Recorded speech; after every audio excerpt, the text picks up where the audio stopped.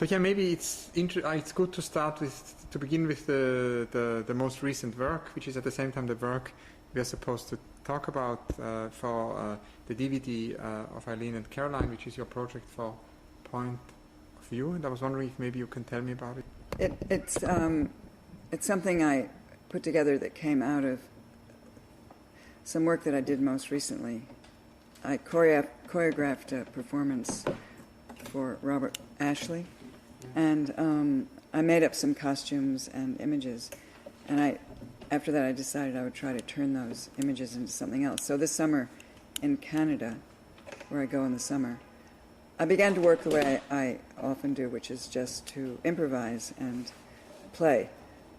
But there were two things on my mind, and you can't really see that in the video, but one was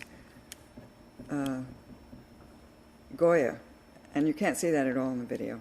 It would be ridiculous to say that there's any kind of reference, but I was thinking of his the etchings, Disasters of War. Yeah.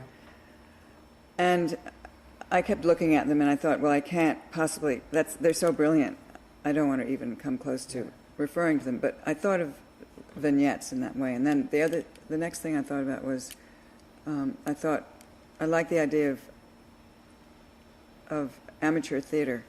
And so I just set up a situation with a performer and some props, and I started working with these costumes that I had from the performance.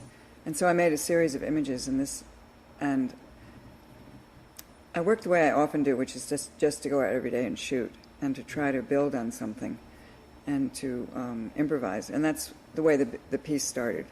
So there's not really, I mean, in a certain way, because in urbanism there is this idea of Cedric Price of no plan, which involves self-organization and improvisation, and not a sort of a top-down urbanism. So could one say with you, is it the way of working also some form of no plan?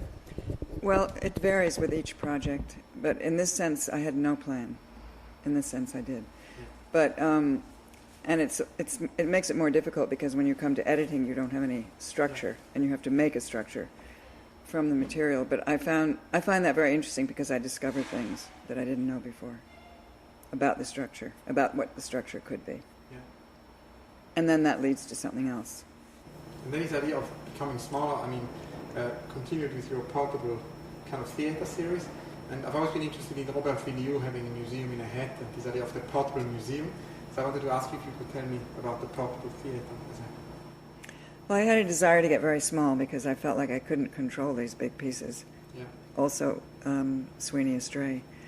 And I also thought maybe I'm not going to perform anymore in public. So I wanted to make my own little theaters that would go around. And I saw this miniature theater in Holland, actually.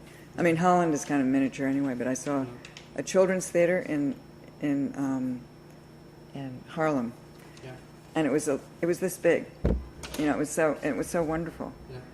And I think maybe that's when I started thinking about miniature theaters. And how many are there? There's only three yeah. so far. I might do another one. Yeah. But. And then the last point is maybe brings us to the present, is the Lines in Sand, which is also related to a performance you're going to do in Queens or something to conclude. Well, I'm having the installation, then a performance at the kitchen, actually. Again, sometimes things come from the outside. Okway asked me to do it. He came and looked at my work and saw and I think he's interested in literature, of course, he's a writer. And he said, why don't you do something about an epic poem? So then I found this piece, Helen in Egypt, and I'm very happy that he asked me to do that because that piece became another kind of transition for me.